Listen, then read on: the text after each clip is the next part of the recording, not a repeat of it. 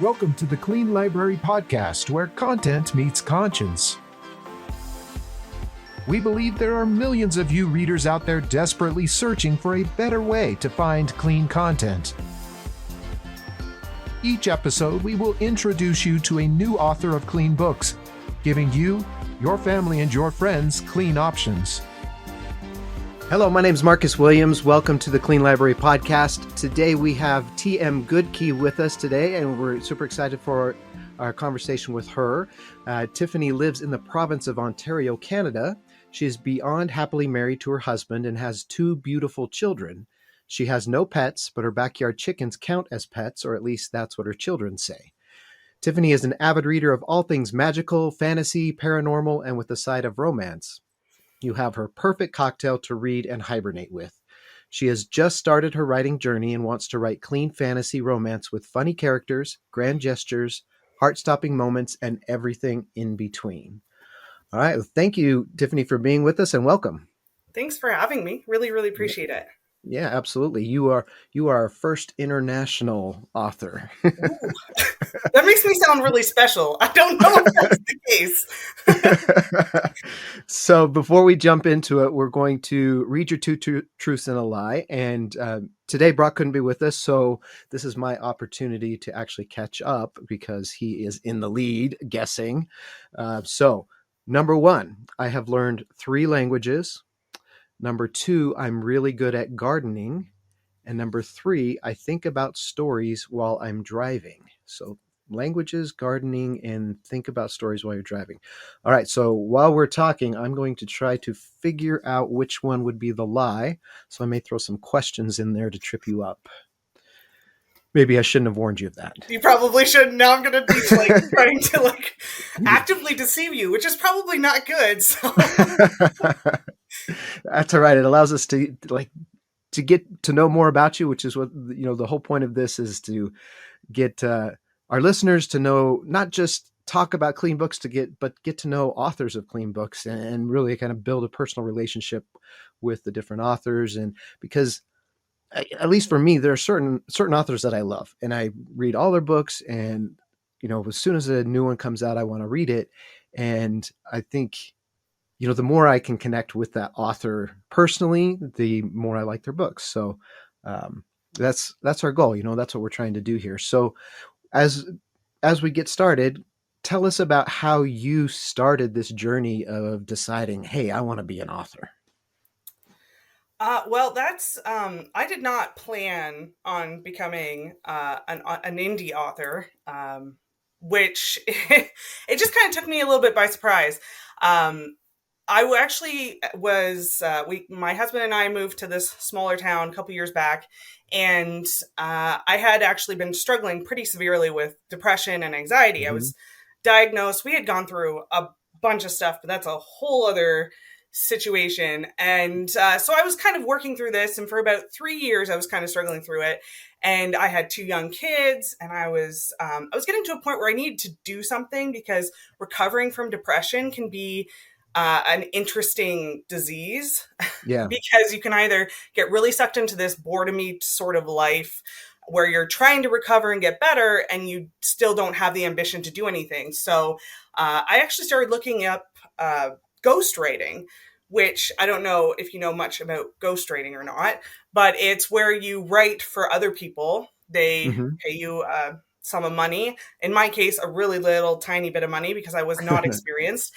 And I really enjoyed it. I had done some creative writing when I was in high school, but I never in a million years thought I could actually pull off writing a book. So I ended up getting a contract last October to write a series in a paranormal romance. And I was beyond floored. But with that, I sort of started realizing some of the problems I was going to have, because I am a Christian and I have some more conservative values, and there was just some stuff I really wasn't quite okay with writing. And I reached out to the publisher and told them that I wasn't capable of writing some of the scenes that they wanted me to write. So they were like, no problem, write the book, leave out that stuff. So I was like, okay. So I got into the ghostwriting and did that. I've written 3 books as a ghostwriter. And I had decided that, you know what, I am spending so much of my time writing for these other people, and not books that I would really love myself. Right. Um, why not put that into my own writing? And because the market or the genre that I like to write in is really saturated with explicit content, it'd be really cool if there were more content that was in the fantasy romance or even the paranormal romance that was clean. Yeah. Because I mean, like, not everybody wants to sit down and read the explicit stuff, Right. and I'm one of those people, but I really love fantasy romance and I really love paranormal romance, and you have a really difficult time finding authors who yeah, don't write all the explicit content. So that's kind of what Yeah. stumbled me into this. That's an interesting journey. Now I've heard of ghostwriting, especially in like memoirs and nonfiction type, but how does it work in fiction? How did the creative process, how does that work of them, you writing what they want you to write? And how does that, like, I Yeah, don't it's understand that. well, it's interesting. It depends on who you work with. I worked on a platform where you apply for different contracts. So they give you kind of a description of what they're expecting. In this particular contract that I took, they said they wanted a paranormal romance. They had a couple of tropes that they wanted hit. And they say, send over a sample of your work. So then you do that. And then if they agree to work with you, the publisher or the person I worked with, who I don't know who they are, I've got no idea who they are. I know they're from the UK. That's about all I know. I don't know anything Yeah. beyond that. And they tell me about the premise of the story that they want. They give me a little blurb, and then from that blurb, I come up with an entire outline for a book. I send the outline back to them, and then they tell me, oh, we like this, this, and this. I don't like this. Can you change this? Can you add in this trope? I think the first book I wrote for them, I wrote 18 different tropes in one book. It was a lot. It was Wow. way That's a too lot. many. It was way too many tropes.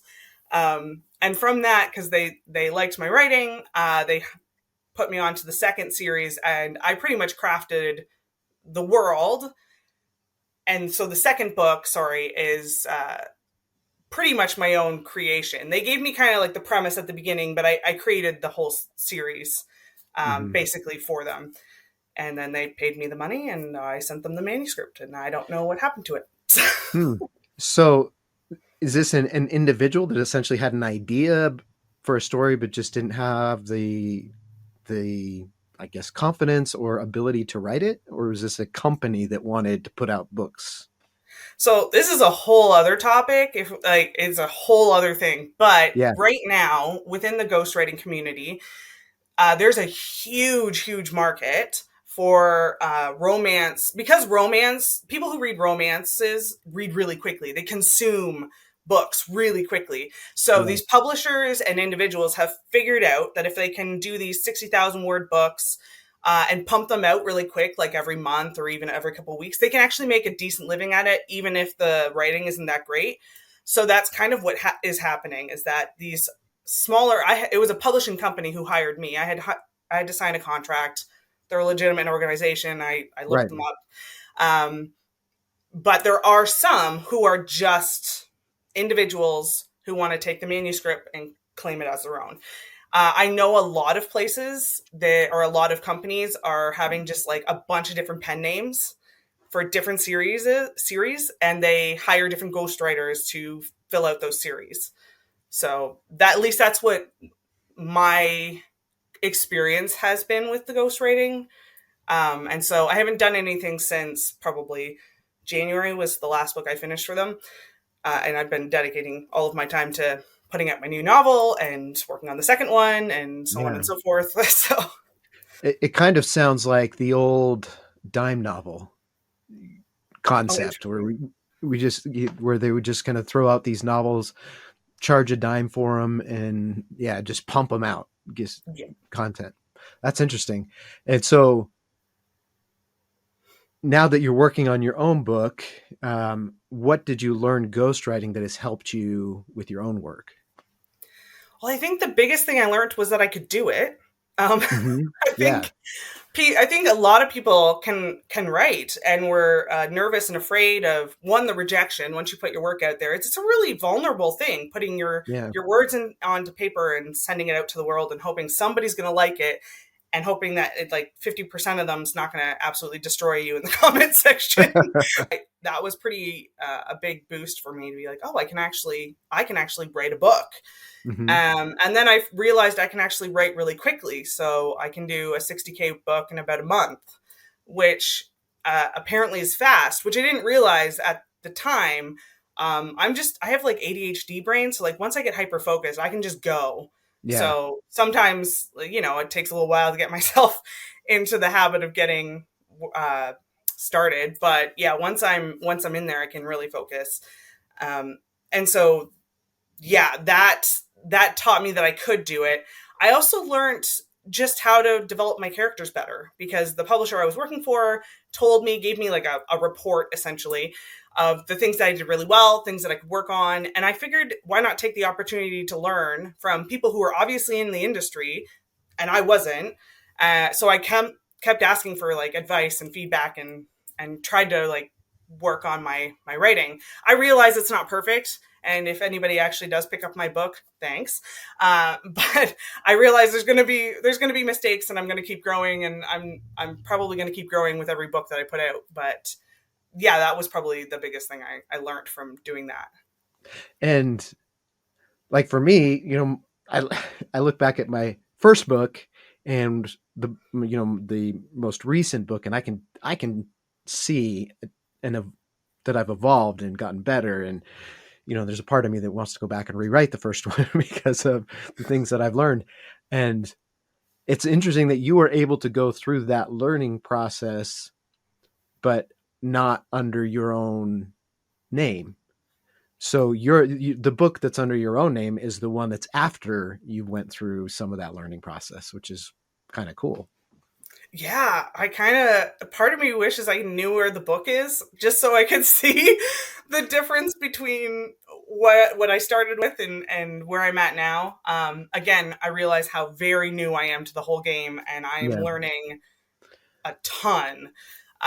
So, but it would be really kind of cool to see, that's interesting. You're right. I should have thought about that, or I should have expanded on that and put more world building into it. But I also realized that the books that I did write were filling this quick cash market. So I don't know how many people who love reading are going to read that book, if that makes Yeah. sense. Uh-huh. Who knows? Yeah. So what's the name of your first personal book under your actual? My first personal book, it's called A Spy's Fateful Bond.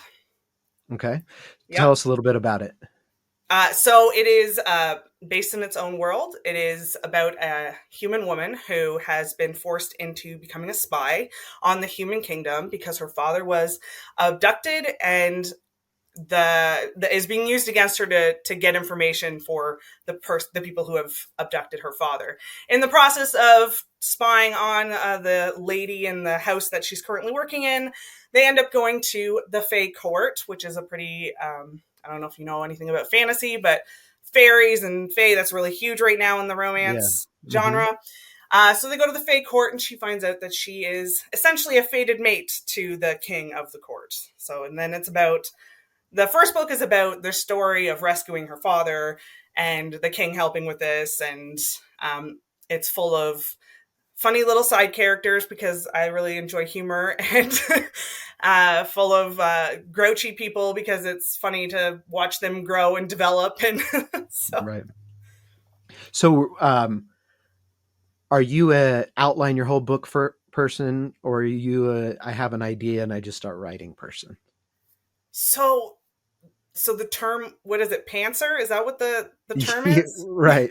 I've heard that. So, I think previous to the publishing or the ghostwriting, I would have said I was a bit of a pantser. Just go for it, see what Hmm. happens. But I saw value in outlining it. I don't always go by the outline. I think it just helps me follow kind of like the main flow of the story. And now my story writing has kind of turned into a bit of a me and my husband situation. which is really fun because he is not at all a romance reader. Yeah. He doesn't even read all that much for fun. He's a bit of a techie. He likes to, research and do things like 3D printing. Like, he's not at all into romance writing, but he wants me to make sure that my stories have been thought through and don't have these weird gaping holes, which I really appreciate because sometimes I miss them. Yeah. So he actually sits down with me and we come up with these huge, intricate stories of things that I never would have thought of, because he's like, oh, it'd be really good if you included this to make that make more sense, or, oh, that would be really good foreshadowing for this. And I would just go, because that's just kind of how my brain works. Just go, see what happens, see what the characters tell me. And so that's been kind of a fun little thing that my stories have turned into this family affair. Even my kids are involved, which is really funny.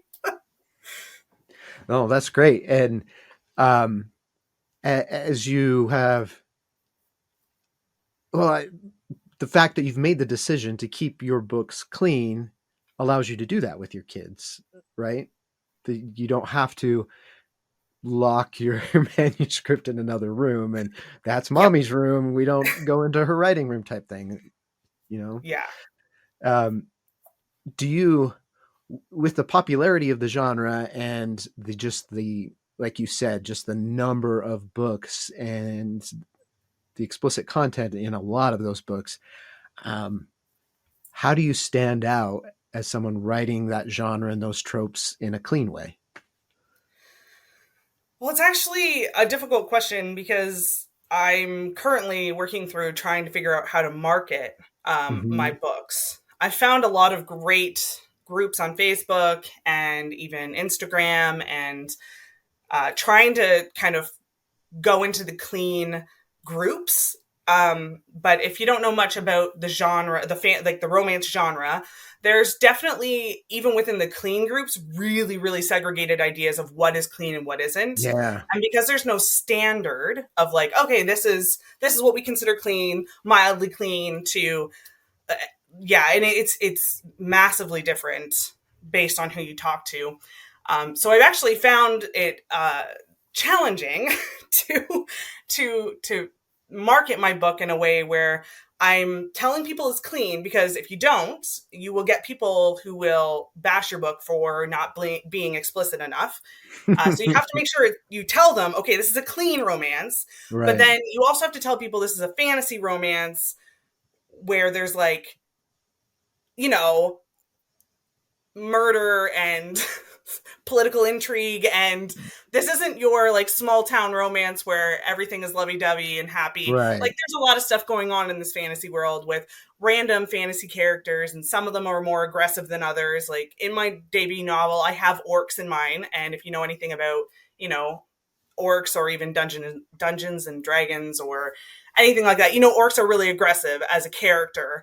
So yeah, it's really interesting. I've been lucky enough to find some really amazing authors who are kind of just breaking into this clean fantasy, and we're actually working on this really huge shared world, which is really exciting. Well, that's cool. It's actually going to be 33 books with 11 authors. And it's all clean fantasy romance, and it's a shared political intrigue storyline, but each author has their own couple, essentially, that goes through a 3-book series. So I think there's going to be a bit of a wave, hopefully. I'm really hoping that there's going to be a bit of a wave to introduce people to this fantasy romance with the clean aspect, because you can still have romance without having that explicit type of content. And I do want to be able to let my daughter read my books and it be, okay. Or my son, if he wants to read it, like, I don't really want to be embarrassed or ashamed of my books either. Not to say that, people who write explicit content are like, that's not the case at all. But I would like the option as a reader. I would like the option to read something that's clean. So it's been challenging to try and figure out how to market it, because there's really, really kind of squeaky clean, contemporary, and then there's like fantasy, and then you throw in romance. So it's challenging. Yeah. I never got into Dungeons and Dragons because I grew up in the 80s when it was considered like that was bad, Oh, like okay. only the bad kids. That's why I love that the Stranger Things when they went into that, because that was totally true to what the 80s were like. But anyway, so in this, that's really cool that you're doing this huge world with all these authors. So do you have, like, I don't know what you'd call them, the game master? Is there someone who controls the world and makes sure that everyone is staying within the bounds and the lines of this world? Like, how do you manage that? Yeah, the mastermind behind this, her name is Harper Lynn. She's just kind of starting this pen name, and she came up with the entire world, all the political systems, the weather. She has documented and outlined it all in these huge files that we all kind of have to stick within. But it's been a lot of fun to creatively work with so many other authors within this genre. But yeah, no, she's definitely the head. She's the one that has like the largest understanding of how the political intrigue is supposed to go through each Mhm. book, because it is one political intrigue storyline that goes through every single book, but each author has the liberty to kind of create whoever they want from the kingdom that they're assigned to. And so like Wow. my kingdom is the plant kingdom, and so my character will have powers over plants and stuff like that. So but each person has their own kingdom, and they can shape it and make it what they want. They just need to kind of follow with what's currently happening in the world. They have to keep that interwoven, which is a huge undertaking. Wow, yeah, that is. So is she going to approve every book before they're released to make sure they fit? Yeah, so she'll read through every book that goes through, and like she probably won't touch how people are writing or anything. She just Right, wants to make right. sure that the main point that what that book needed to have was in there enough so we could keep the story going. So this is about a 2.5 year project, and we'll be releasing books in May almost every single month for the next 2.5 years. So is there an overarching name? Like, you've got the name of the world and then your book title, or so how would people find them? Yeah, so that we're currently calling it EE. No, it's the elemental enchanted. Oh shoot, you know what? I'm gonna have to look it up because now I'm completely blanking. I had not even planned to even bring this up. Isn't that funny? Oh my stars. That's all right. It'll come to you like when we're talking about something totally different and you just shout it out. Yeah, probably. that's how my that's how it works for me. That's fascinating. That I think that'll be so cool. It's almost like you're building in your own professional fan fiction world. Like, so many people write fan fiction around worlds that they love, and you're just creating this massive universe almost. That's super cool. I hope the project goes well and that it becomes successful, because it's really intriguing. That's really cool. We're Um, really excited about yeah, it. I'll bet.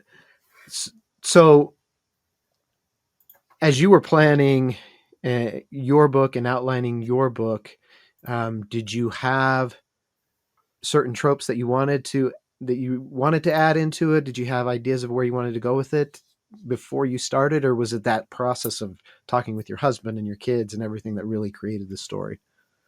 I think, well, I had an idea at first, just kind of some thoughts that I was kind of piecing together.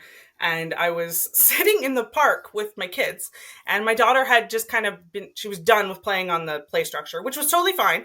And we were just sitting, and I was just like, I need to talk about this out loud because I'm a verbal processor. So I'm talking Mm-hmm. about it out loud. And she's like interjecting her thoughts about what would be really interesting if you put this in. And she's 8, by the way. And so she's like, oh, it'd be fun if you did this, or it'd be really fun if you did this. And so a couple of things that I started realizing when I wanted to start writing was a couple of things I wanted to make sure I wanted to portray Mm-hmm. within my stories was I didn't want incompetent men. Thank um, you. I I was raised by a really strong man, and he was a good man. He took care of us like really, really well, and just an absolutely wonderful man. I had really great male influences in my life, and my husband is an absolutely wonderful man. And I was really kind of sick of reading about either the really dumb man Mm-hmm. or uh, maybe just too much. I don't know how, like, too aggressive, I guess. I Yeah. don't know. Uh-huh. I wanted somebody who was real. I wanted to portray a real person. Like I would portray the female character, a real person. I wanted to make sure that the male character was also real. So with this one, my male main character is kind of going to be going through controlling some of his anger issues, which is a thing. And so Yeah. I wanted it to be a realistic thing that wasn't glorified, and work through those sorts of things. Just like I want to work through like my female characters trust issues, and I wanted the characters to feel like you could see realistic aspects of people's lives. I know Yeah. you're supposed like you can read books and just get lost in the world and not worry too much about that sort of thing, but I think for me in the romance genre, I really just wanted to make sure that there was accurate portrayals of men who weren't, necessarily the perfect specimen or not. Like I wanted Right. realistic people in my Yeah. books. So that was, yeah. Anyways, yeah.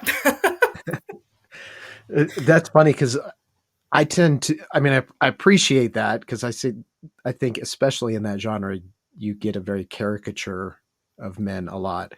Um, but I find when I'm writing that I tend to write very strong female characters. And I don't know that it's on purpose or what, but I've got an amazing wife and three strong daughters. And that's how I tend to write my female characters. So it's interesting that you say that. Which I'm not gonna knock the strong female characters because I'm definitely a strong woman Hmm. with opinions. God love my husband who's super patient and will work with me on some of my thoughts. But yeah, I just wish there was a bit of more of a balance. I think sometimes in most things like movies, whatever, there's going to be a pendulum that kind of flows and goes back and Right. forth. And I don't want to overcorrect something that needs to be overcorrected. I just want realistic people in my books. And I wanted to portray a range of people. Like I've read Yeah. a lot of female characters who are really outgoing and extroverted and how is it what is the term? I'm trying to think of the term that's commonly used. Fierce heroine, I think, is one of the terms. Okay. Sassy Yeah. and what have you. But I actually have a lot of friends who are quite introverted, like absolutely wonderful women who are just quieter. They don't need to make a big stink or fuss. And I haven't read a lot of women who are like that. And I would say that they're extremely strong women, Yeah. but they just don't show it in the same way as like if I walked into a room and I'm a bit of a loud individual. Hmm. I make a bit of a splash when I walk into a room. And so people are like, oh, okay, so she's very extroverted. But I've had introverted friends who are just absolutely inspirational to me, anyways. They are more thoughtful sometimes than I am because I tend to live by the seat of my pants and I just kind of do things. Yeah. They are loyal and kind and just maybe not what's super grabby when you're wanting to read a book, I guess, but I want to write them all. Yeah, yeah, absolutely. And with my strong female characters, that's not to say that my male characters aren't, because they are as well. But I think it's important to be real and to talk about their struggles and trials and the different things that they go through, but also show that the strength of possibility and working together and building a strong relationship, and that you can accomplish things together. Because you know, I think you want to be real, but at the same time, you want to show, almost not model is not the right word, but kind of be an example, I guess, of someone who reads your book who can then use that type of relationship to maybe Yeah. help themselves, type thing, Hmm. if that makes sense. So, are you involved at all in like the Bookstagram or Book Talk and those communities? Do you get involved in that? Other than some of the ARC readers or the advanced reader copy Yeah. individuals, so I don't know your audience and whether or not they know anything about that, but I have a few bookstagrammers who have agreed to read my book, and they have done a review on my book, which has been really, really kind. Other than that, no, not really. I literally just got Instagram like a month and a half ago because a friend of Hmm. mine was like, if you're gonna publish a book, you probably should do this. I was like, sure. I'm a 35-year-old woman who doesn't know how to use Instagram. So that was a really fun learning curve. Yeah. um, I mean, I was born in '89, and I was Facebook for most like my high school years. So, Yeah. and I was off that for quite a while too. So there was a lot of technology I had to relearn, and I'm still not sure what I'm doing and if I'm doing it right. But the bookstagrammers and book talk and stuff like that, I don't have like a really big understanding of even how it works. I have Hmm. tried to utilize different groups to help get my book out there, but I honestly just hope for the best when I put up a reel and hope I didn't screw it up, which I have a Yeah. couple times. I've had to take them down where it's like just a blank screen. I'm like, I swear I put a picture there and I did not put a picture. Anyways, so poor people who were on the account like early on, which were mostly my friends, to be Right. truly Right. honest. Yeah, I'm like, yeah, we're just gonna learn together because I don't know. And I figure I'd be honest with the people who have signed up for my newsletter and stuff. I'm like, look, this is kind of who I am. I don't know what to send you in my newsletter, so what do you want to read? Because Yeah. I don't want to be a bother. I don't want to inundate you with just garbage. So you want to hear about my book? Cool, I'll talk about that. Otherwise, I don't really want to bug you in your life, and which is not the best marketing technique. I I'm aware of know. that. How do you find people to even subscribe to your newsletter? What is your strategy? So I took a page out of one of the people in this world who's she writes on the other side of romance. She Hmm. does both. She's got two pen names. And so she actually has put out like hundreds of books. And so she was telling me about when I get ARC readers to have them fill out a form, and on the form have them choose to either sign up as a permanent ARC reader or your newsletter or both. And I gained 67 people for my newsletter just on that alone. So that was really cool. Uh, the other thing she had told me was doing little takeovers in Facebook groups. So I have one of those coming up in a couple weeks. So we'll see how that goes.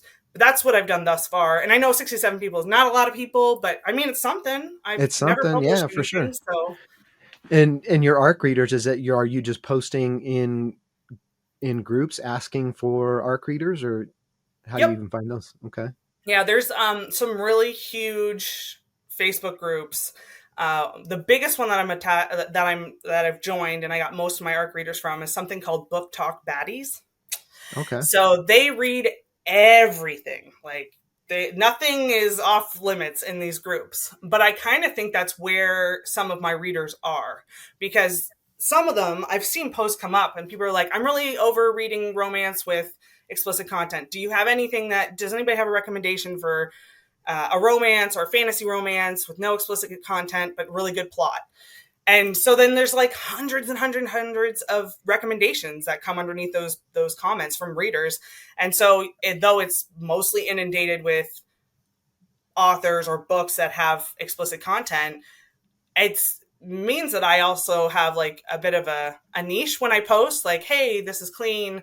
I'm looking for ARC readers. And I make sure to advertise that I'm clean so that Yeah. nobody gets surprised when they open up my book and expect something to happen within 20 pages. It's not going to happen. So, And you mentioned earlier the variety or the spectrum of definitions of clean.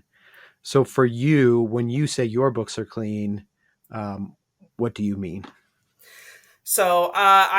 what I take mine as is passionate but clean. So I don't shy away from like say a kissing scene, Hmm. whereas somebody who would categorize their book as squeaky clean would probably not do that. My characters would be okay with holding hands. where a squeaky clean writer would not be okay with that. Or yeah, it's so vast. There's this wonderful woman. Her name is Rachel Luke Parker. She's created a book called Closed Door Romance, and it's probably been the greatest thing for so many of us romance authors, because she's created a bit of a standard. 3 levels. Level 1, you're kind of squeaky clean, not much is going on there. Then you've got your level 2 where there's like, your kissing scene or like holding hands, or we're a little bit more touchy feely, but nothing like in any areas. And then there's a level 3 where there's more description, and then it's quite a big list, but it all goes closed door. It's all fade to black, but at least there's something within the clean genre that you can fall under. And so I fall in the level 2 category. Okay. Because I want to write to adults. I don't want to write to young adults. Mostly because I'm not kicking young adult writing or books. I think that's absolutely fantastic, but I'm trying to fill a hole for myself as a 35-year-old woman. Yeah. So I don't really want to sit down and read about teenagers who have pent up energy, and I want to read about semi-established characters who have experienced stuff in their life and have worked through stuff in their life. That's the type of stuff I want to read. Right. And I'm actually seeing a lot in some of the groups. Women who are 40, 50, who are like, can somebody please write a book about a woman who's 40 or 50 years old finding love again and whatever. And I'm like, there is a market for it. Yeah. And these women, typically, a lot of them are asking for clean stuff. And there is a market for it. It may not be huge, but you know what? I'm not hoping to become the next Brandon Sanders or, right. Sarah J. Maas. That's not my thing. I just want to be able to share some nice stories that people are going to enjoy. And that's about it. I'm really actually not even expecting to make any money on it. I just enjoy doing it. And it seems like there's so many little code words that someone just jumping into it would be just lost. What are all these little code words mean? What am I looking at? What are you talking about? I'm glad there's at least someone is trying to put it in categories and helping define what that means. Because otherwise it's just, how do you even start? If you're a new reader, how do you start understanding what you're looking for? Yeah, no, it's really true. And you can I walked into a couple books, when I started reading again, because I used to read a lot when I was in high school. And as I mentioned before, when I was struggling through depression, when I was trying to kind of escape from my own personal terror, which was my own head, I sought out different forms of entertainment to just try to get out of it. So I was raised in the 90s, so I play video games, and I got into reading again. And so it was really fun to stumble onto some of these really awesome stories. But then I stumbled onto some where I was like, oh, crap, that really snuck up on me and did not see that coming. And then, I have to DNF some books because I didn't know. So it would be really cool if I knew or people knew where to go to get some of these books. So Rachel has done a really great job. She's got a website you can even go to. Luckily, there has been some platforms that are kind of cross, levels, where you can specifically search for different things that you want. Say you want clean or wholesome. There's something called romance.io. You can go there and look for books for book recommendations, and you can be super specific. Say you want a military, ex-military romance clean, and they'll come up with it for you. It does it all. And so some of them are really good, but the market is just really inundated and saturated with the other content, and they're louder, and us clean people just need to be louder too. We just need to be just as loud, right? So that we can get our stuff out there. But I think we're kind of a little bit nervous about what kind of pressure we might get from other people. I have an author friend who I was talking to this morning. She's like, yeah, I just got a 1-star review. Somebody blasted me for not having any explicit content. And it was I read the review. It was long. It was really, really long. And I was like, oh my gosh, I am so sorry. And she's like, I have it right in the trigger warnings. Like, this is clean. Like, I don't write explicit content. And people just kind of jump over that, and that's what they expect. And so, yeah, it's definitely wishing there was a better place or a better way to do it, for sure. And that, like that, what a topsy-turvy world where the complaint is it was too clean. Yeah. And she writes some gory stuff, like stuff I have a hard time swallowing. So Wow. I'm just like, whoa, that was the complaint. I'm like, okay, sure, I guess. I don't know.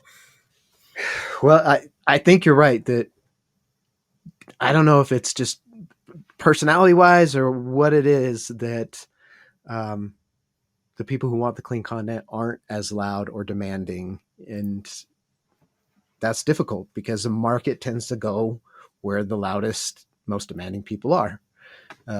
So I think that is important that that's one of the purposes of the podcast, right? Is to start having these conversations and to put it out there. So that's something we need to work on. But I also want to go back to, we're about out of time, but I want to mention to anyone listening, when you talked about ARC readers or advanced reader copies, if you're a reader out there and you want to read books and you're willing to write reviews, you can get these books for free. You can get an advanced copy for free from the authors, and you're helping them out by getting a free book and leaving a review. So it's a great option for those of you who like to read a lot, but don't have the money to spend on it or want to be more involved, get to know the authors better. So look for those opportunities, readers, if you didn't know those exist. So we'll make sure people know that. So we need to get. I did remember the Go ahead. title. Oh, awesome. See, I told you it would come. It's in Enchanted Elemental Empires. Enchanted Elemental Empire. Yeah. Awesome. All right. Well, look forward to seeing books in that world. That really cool idea. Well, we need to go into your 2 truths and a lie and see if I can figure it out. We were so involved in our conversation that I forgot to try to trip you up. So I'm going to have to think through these here. I think about stories while I'm driving. Well, if you're anything like me, you think about stories everywhere. So I'm going to say that's true. I've learned 3 languages. You're in Canada, so you had to learn English and French at least. So, or at least you had to take classes. Yeah. That sounds more accurate. So, is there a 3rd? And really good at gardening? I'm going to say, because whenever we see specific numbers, that tends to be a lie. So I'm going to say the 3 languages is the lie. That's actually the truth. Oh! So which one is the lie? And I can't garden worth a darn. I try so hard. I'm really enthusiastic. Okay.